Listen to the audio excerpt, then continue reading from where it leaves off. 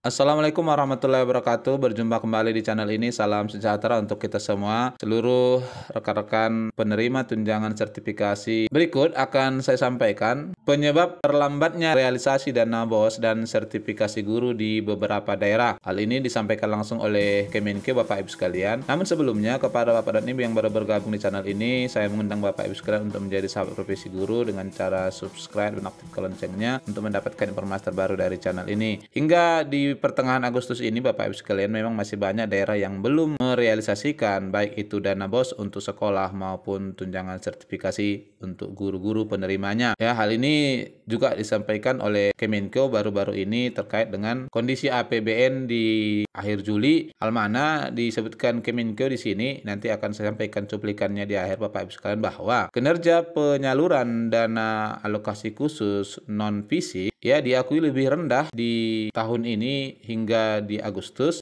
Hal ini terutama karena proses verifikasi sisa dana BOS tahun sebelumnya yang belum selesai. Jadi Kemenkeu mengakui bahwa ada validasi dan verifikasi terkait dengan sisa dana BOS tahun lalu yang kemudian dialokasikan di tahun ini. Begitu juga disebutkan terjadi penurunan pagu dana TPG dan BOK yang disesuaikan dengan jumlah kebutuhan dan memperhitungkan sisa tahun lalu. Jadi adanya verifikasi dan validasi sisa dana dari tahun 2021 itu kemudian berimbas kepada penyaluran untuk dana BOS dan TPG di tahun 2022 triwulan 2 ini ya untuk beberapa daerah. Hal mana disebutkan di sini ada beberapa daerah secara garis besar yang masih banyak ini dana Pemdanya tertahan. Dalam paparannya dijabarkan oleh Kemenkeu seperti ini dalam bentuk diagram, Bapak Ibu sekalian. Yang paling besar itu adalah Jawa Timur, kemudian Jawa Barat, begitu juga dengan Jakarta. Nah, terkait ini berikut cuplikannya, Bapak Ibu sekalian. Untuk dana alokasi khusus yang non-fisik, terutama untuk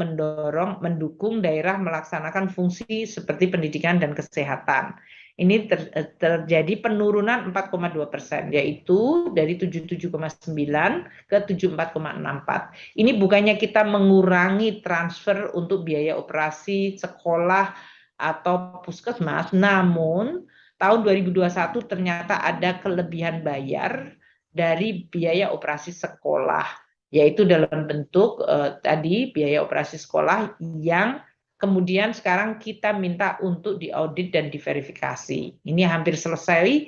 Jadi sebelum kita mendapatkan verifikasi yang akurat mengenai biaya operasi sekolah yang kelebihan bayar tahun lalu, maka kita akan menahannya. Nanti kita akan kembalikan lagi sesudah kita mendapatkan data yang lebih akurat. Kita berharap bahwa transfer dana pemerintah pusat ke daerah tentu diharapkan untuk segera bisa memutar perekonomian di daerah.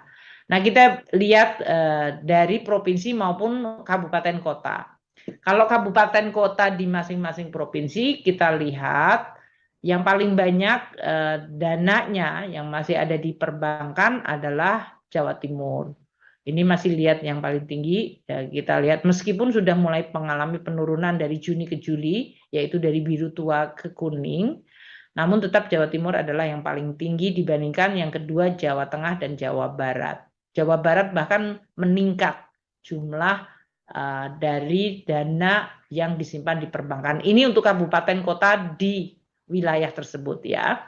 Kalau provinsinya sendiri yang paling tinggi dari dana yang disimpan adalah DKI Jakarta. Kalau kita lihat DKI Jakarta itu yang paling tinggi yang di kotak merah.